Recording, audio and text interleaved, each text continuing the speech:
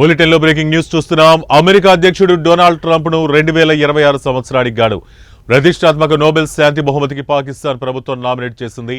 భారత్ పాకిస్తాన్ మధ్య ఇటీవల తలెత్తిన ఘర్షణల సమయంలో ట్రంప్ దౌత్యపరంగా జోక్యం చేసుకుని కీలకంగా వ్యవహరించారని, ఆయన నాయకత్వానికి గుర్తుగా ఈ నిర్ణయం తీసుకున్నట్లు పాకిస్తాన్ ప్రభుత్వం ఎక్స్ ఖాతాలో అధికారికంగా ప్రకటించింది.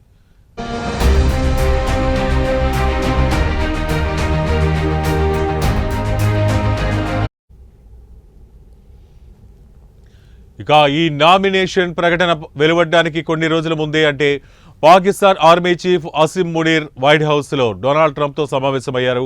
అయితే వారి మధ్య జరిగిన సంభాషణల వివరాలు అధికారికంగా వెల్లడి కాలేదు. ఇటీవలే ఫీల్డ్ మార్షల్ హోదా పొందిన అసిమ్ మునీర్ గతంలోనే ట్రంప్కు నోబెల్ బహుమతి ఇవ్వాలని సూచించారు. ఇరు దేశాల మధ్య అణు యుద్ధం సంభవించకుండా ట్రంప్ నిరోధించారని ఆయన ప్రశంసించారు.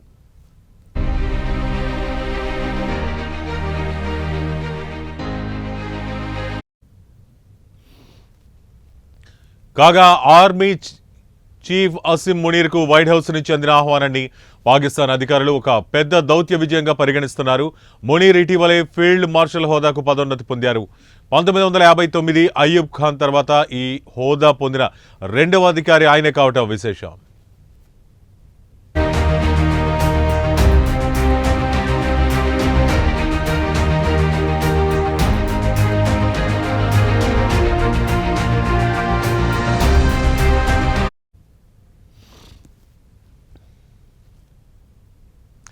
అమెరికా అధ్యక్షుడు డొనాల్డ్ ట్రంప్ను 2026 సంవత్సరానికి గాను ప్రతిష్టాత్మక నోబెల్ శాంతి బహుమతికి పాకిస్తాన్ ప్రభుత్వం నామినేట్ చేసింది.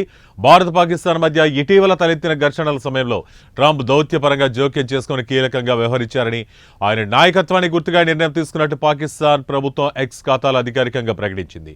ఈ నామినేషన్ ప్రకటన వెలువడటానికి కొన్ని రోజుల ముందే అంటే Pakistan army chief Asim Munir white హౌస్లో డొనాల్డ్ ట్రంప్తో సమావేశమయ్యారు. అయితే వారి మధ్య జరిగిన సంభాషణల వివరాలు అధికారికంగా వెల్లడి కాలేదు. ఇటీవలే ఫీల్డ్ మార్షల్ హోదా పొందిన అసిమ్ మునీర్ గతంలోనే ట్రంప్కు నోబెల్ బహుమతి ఇవ్వాలని వాదించారు. ఇరు దేశాల మధ్య అణు యుద్ధం సంభవించకుండా ట్రంప్ నిరోధించారని ఆయన ప్రశంసించారు.